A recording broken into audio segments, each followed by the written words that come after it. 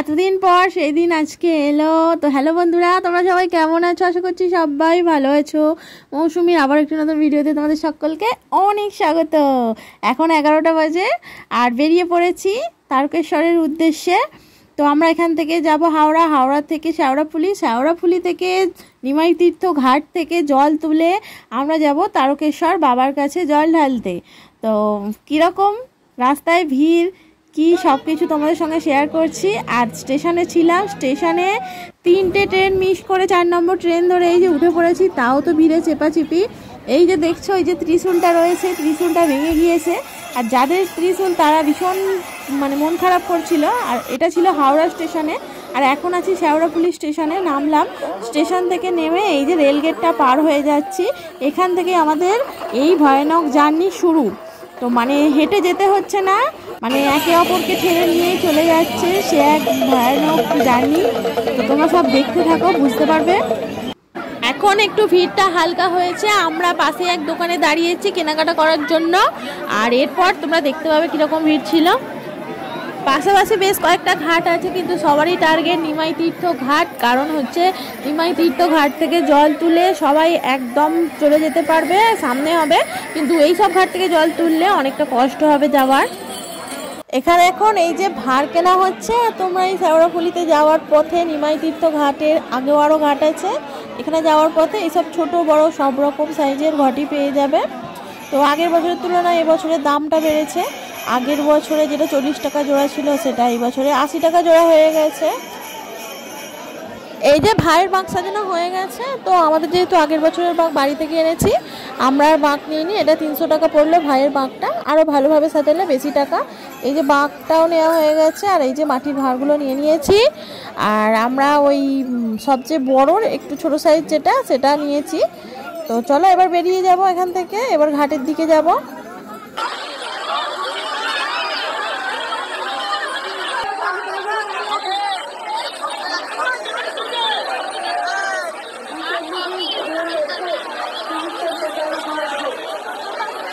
তো বন্ধুরা, ভাবতে পারিনি এই বছর শ্রাবণ মাসের 2য় সোমবারে এসে আমাদের এরকম অবস্থা হবে। তো দেখতে পাচ্ছ এখানেই এরকম চাপাচাপি অবস্থা। কতজন তো অজ্ঞান হয়ে গেছে, কতজনের শরীর খারাপ হয়ে গেছে, কত কি হয়ে গেছে। আর এখানেই তো মানুষ বেশি জখম হয়ে গেল। তো যাই হোক, বাবার টানে সবাই বেরিয়ে এসেছে বাড়ি থেকে। আর এই যে আমাদের জল তোলা হয়ে গেছে, আমরা ওই 4:30 নাগাদ জল তুলে নিয়েছি। ভাইয়ের বাঁক নিয়ে আগে চলেছে, আর ওর একটা বন্ধু গেছে, সে আগে বেরিয়েছে।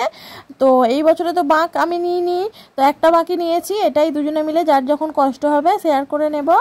তো চলো বেরোলাম।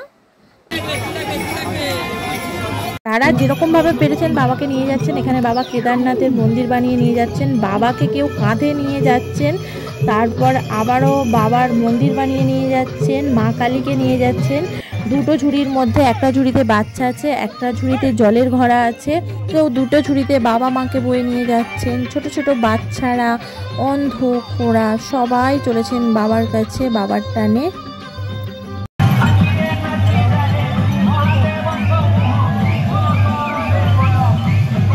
আমাদের প্রথম গন্তব্যস্থল হচ্ছে সিঙ্গুরের ডাকাতকালী মায়ের মন্দির। আর এটা হচ্ছে শেওড়াফুলি থেকে 1 ঘন্টা 45 মিনিট লাগে স্পিডে হাঁটলে, কিন্তু আমরা অত তাড়াতাড়ি পৌঁছাতে পারিনি, 2 ঘন্টা ওভার হয়ে গিয়েছিল। তো প্রচণ্ড ভিড়। এখানে সাবধান করে দিচ্ছেন, পকেট মার হইতে সাবধান, এবং বাড়ির কেউ হারিয়ে গেলে এখানে পুলিশ ক্যাম্পে যোগাযোগ করছে সবাই। আর একসাথে তো অনেক মানুষ আসে না, আর সবাই তো আর সবাইকে খুঁজে পায় না, এখানে সেই যোগাযোগ হয় সবার। তো ওই যে আমাদের আগে যে বাবা ভোলেনাথ আসছিলেন, এই যে এখানেও এনারাও রেস্ট নিচ্ছেন। তো এখানে একটু বসলাম, বসে চা খেলাম, একটু পরোটা খেলাম, তারপর বেরিয়ে গেলাম।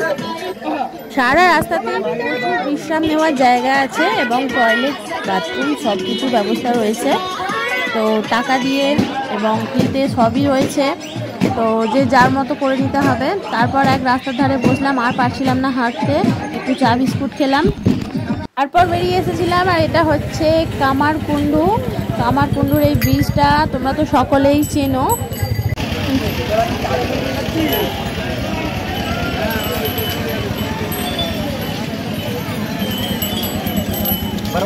ভাই এগিয়েছে আর আমরা পিছনে রয়েছি, আসলে হাঁটতে পারছি না, তো একটু রেস্ট নিয়েছি, তারপর যাচ্ছি। বৃষ্টিও হচ্ছে না গো, প্রচন্ড গরম হচ্ছে। একবার একটুখানি বৃষ্টি এলো স্নান করার সময়, সেই জন্য তোমাদেরকে দেখাতে পারিনি। আর তারপর থেকে আর বৃষ্টি নেই। চলো, সবাই যে যেখানে পারছে বিশ্রাম নিচ্ছে। কি করবে বলো, কষ্ট হচ্ছে তো সকলেরই, তাই না? এত ভিড় ঠেলে এসেছি আর পারছি না, সেই জন্য কামারকুণ্ডু ব্রিজের আগে না একটু আমরা রেস্ট নিয়েছি, যাতে একটু খালি খালি যেতে পারি। তো অনেকটাই খালি হয়েছে রাস্তা এখন।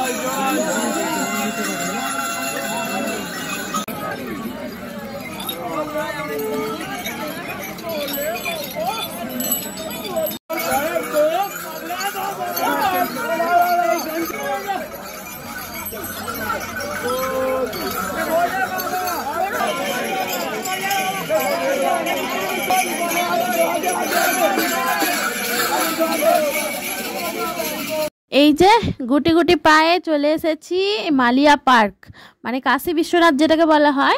এখানে ওই যে বাবা বসে আছেন, তো ওখানে জল ঢালা হচ্ছে।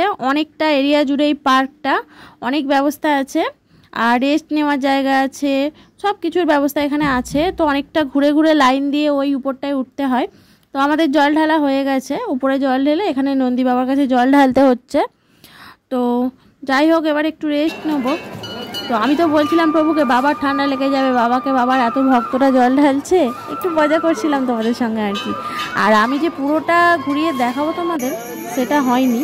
তো ওখান থেকে একটু রেস্ট নিয়ে বেরিয়ে পড়েছি। এখন দেখো সকাল হয়ে গেছে, আমি তো আর অত তাড়াতাড়ি করে যেতে পারি না, তো একটু আস্তে আস্তেই যেমন করে পারবো গড়িয়ে গড়িয়ে বাবার কাছে চলে যাব। এই হচ্ছে কথা, বাবার কাছে যাওয়াটা নিয়ে ব্যাপার। তো খুব কষ্ট হচ্ছে। এই যে কাশী বিশ্বনাথ থেকে যে লোকনাথ মন্দির, এটাই হচ্ছে সব থেকে কষ্টকর জার্নি। তো এটা হচ্ছে 4 ঘন্টার রাস্তা, 4 ঘন্টা একভাবে পেরোতে হবে। কি কষ্ট বলো তো বন্ধুরা। এই তো জোরে হাঁটছে ভাই, বেরিয়ে গেছে ভাই, মানে অর্ধেক রাস্তা 2 ঘন্টার রাস্তা পেরিয়ে গেছে। আর আমি 1 ঘন্টার রাস্তা পেরোতেই কি কষ্ট হচ্ছে। প্রভু বলছে একটু এনার্জি ড্রিঙ্ক খেয়ে নাও, মানে এটা আখের রস খাচ্ছি জানো তো, আর অন্য কিছু তো খাবো না, যেহেতু জল ঢালবো বাবার কাছে। অর্ধেক রাস্তাটা পেরিয়েছি, ওই ঘন্টা 2 মতো পেরিয়েছি। তারপর তো সে কি কষ্ট, একটু বসছি, রোদ্দুর বেরিয়ে গেছে, বাবার সব ভক্তরা বাবাকে ডাকছে জানো, এত রোদ্দুর, কষ্ট হচ্ছে। আর সকাল সকাল কি রোদ্দুর, মারাত্মক রোদ্দুর, বৃষ্টি নেই। তো কি যে হচ্ছে দেখতে পাচ্ছ। Tarakeswar, welcome to Tarakeswar. পৌঁছে গেছি তারকেশ্বরে। গরমের জন্য মাথায় এই যে গামছা দিয়ে দিয়েছি, আর পায়ে তো ভীষণ গরম লাগছে। বাবাকে ডাকছি বৃষ্টি দাও বৃষ্টি দাও। কথিত আছে বাবা তারকেশ্বরের বড় ভাই হচ্ছে লোকনাথ বাবার এই মন্দির। তারকেশ্বর মন্দিরে যাত্রাপথে এই মন্দিরে জল ঢালতেই হয়। জয় বাবা লোকনাথ। এই যে দেখো, এরপর আনন্দের আর সীমা নেই। এই যে এত কষ্ট করার পর সব ভক্তরা বৃষ্টি চেয়েছে বাবার কাছে, বাবার ডেরায় ঢুকতেই বাবা দিয়ে দিল বৃষ্টি। আর আনন্দে সবার মন ভরে গেল, বাবাকে ডাকছে। তো সবার খুব শান্তি হয়েছে, সারা রাত বৃষ্টি নেই। তো যাই হোক, আমার তো ভীষণ আনন্দ হচ্ছে বৃষ্টিটা পেয়ে, আর বাবাকে ডাকছি।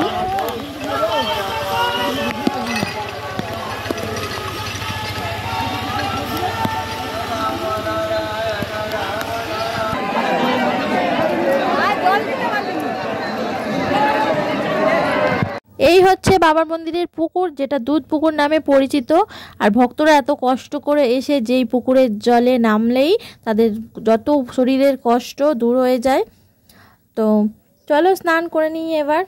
40 কিলোমিটার পথ অতিক্রম করে অবশেষে চলে এলাম বাবার মন্দিরে। তোমরা দেখতেই পাচ্ছ, এক ভয়ঙ্কর অভিজ্ঞতা তোমাদের সঙ্গে শেয়ার করলাম। আজ কিন্তু বাবার কাছে 20 লক্ষ ভক্তের আগমন। আর আকাশে মেঘ দেখো, ঝিরি ঝিরি বৃষ্টিও পড়ছে। কিন্তু স্নান হয়ে গেছে, এবার বাবার মন্দিরে জল ঢালার উদ্দেশ্যে ঢুকবো। তো আমরা ঢুকবো অন্য গেট দিয়ে। আর যাই হোক, সম্ভবত 1 নম্বর গেট দিয়ে তীর্থযাত্রীরা মানে এত কষ্ট করে বেশিরভাগ মানুষ ওই গেটটা দিয়ে ঢুকছে। কিন্তু এখানে দেখতে পাচ্ছি লাঠিচার্জ হচ্ছে, এত কষ্ট করে ভক্তরা দাঁড়িয়ে আছে, তাদেরকে রীতিমতো সরিয়ে দেওয়া হচ্ছে, লাঠিচার্জ হচ্ছে। কেন এগুলো হচ্ছে? এই ধর্মীয় তীর্থস্থানে এইগুলো কেন যে শুরু হয়েছে জানি না। এগুলো বন্ধ হওয়া দরকার, অবশ্যই এগুলো বন্ধ হওয়া দরকার আমার মনে হলো। আর এই যে এই গেটটা দিয়ে আমি ঢুকেছি, আর এটা তো দেখছো 1 নম্বর গেট, যেটা একটু আগে দেখালাম। ওই গেট দিয়ে ঢুকেছি বলে ভেবো না ওটা আমি টাকা খরচা করে ঢুকেছি বাবাকে ভালো করে দেখার জন্য। না গো, এটা বাবারই ইচ্ছা ছিল। যখন খুব কষ্ট হচ্ছিল লোকনাথ আসার পথে, তখন বাবাকে ডেকেছিলাম যে এত কষ্ট করে যাচ্ছি যেন তোমাকে দেখতে পাই। তো বাবা আমার মনস্কামনা পূরণ করেছেন, তো সেই জন্যই হয়তো আসতে পেরেছি। তো চলো, ভাইয়েরও কিন্তু দেখা হয়নি। তো এই যে এই অভিজ্ঞতা তোমাদের সঙ্গে শেয়ার করলাম। ভিডিওটা কেমন হয়েছে আশা করি তোমরা সবাই জানাবে, আর ভালো লাগলে লাইক কমেন্ট শেয়ার তো রয়েছেই। তো তোমরাও একবার পারলে শ্রাবণ মাসে ঘুরে এসো। তো চলো, ভিডিওটা শেষ করলাম, আবারও দেখা হবে। ওং নমঃ শিবায়, ওং নমঃ শিবায়, ওং নমঃ শিবায়।